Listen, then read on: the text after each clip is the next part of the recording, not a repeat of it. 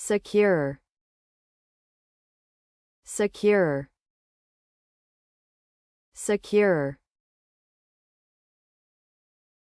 So, the word secure is an adjective that means to be safe from danger or threat. It can also mean to feel confident or certain about something. In common usage, you might hear it in phrases like, I secured my bike with a lock so it won't get stolen. Here, the bike is physically safe.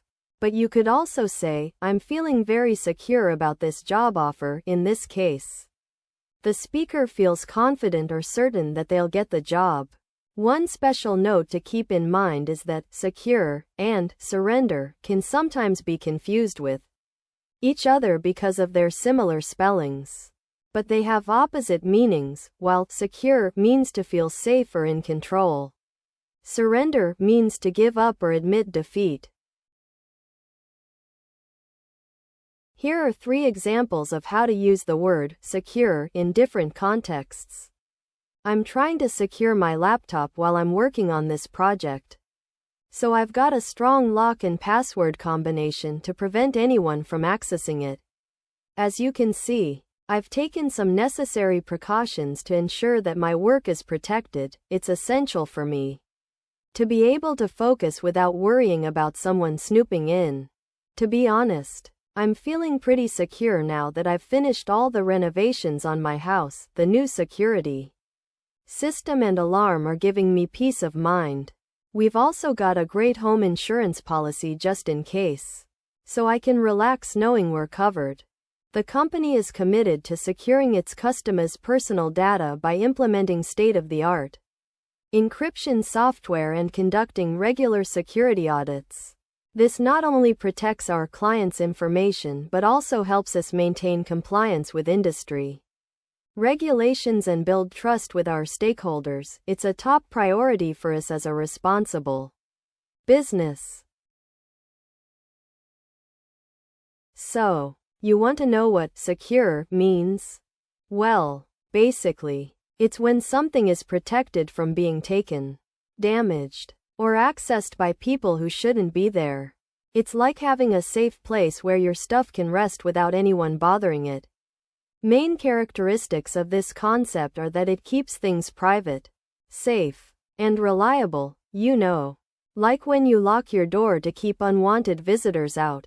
Similar ideas are protected, guarded, or safeguarded. All these words point to the same idea of keeping something free from harm or unauthorized access. And when we use this concept in everyday life, it's often about making sure our personal info, money, and important stuff are all kept safe from people who might misuse them. Seeked, seeked, seeked. I'd be happy to help you with the word seeked. However, I have to inform you that seeked is actually a typo or a non-existent word in English language. But if we're looking at the word seek, which might be what you meant, it's a very useful verb for language learners. As a part of speech, seek is a verb, and its primary meaning is to look for something or someone with the intention of finding or achieving it. In common usage, people say things like, I'm seeking a job in marketing, or, she seeks advice from her friends. One special note about its usage is that seek can also have a more formal tone. So it's often used in professional or academic settings. For example, a researcher might say they're seeking funding for their project, which gives it a slightly more polished and serious feel. I'd be happy to help you with examples of the word seek. However, I think you meant to say seek, not seeked. Here are 3 practical example sentences using the word seek. In a formal setting, one might use the phrase, I seek your permission to attend this conference, in a job interview or official meeting, where seeking approval is necessary. This sentence implies a need for authorization or consent from someone in authority. On the other hand, In casual conversation with friends, you might say something like, I'm going to seek out that new coffee shop downtown because I heard it's amazing. Here, seeking out means looking for or searching for something. This sentence is informal and conversational, implying a desire to explore and try something new. In business or academic contexts, one might use the phrase, our company seeks to reduce its carbon footprint through sustainable practices. In this case, seeks is used as a verb to indicate an intention or goal. The tone is professional and objective, conveying a commitment to environmental responsibility.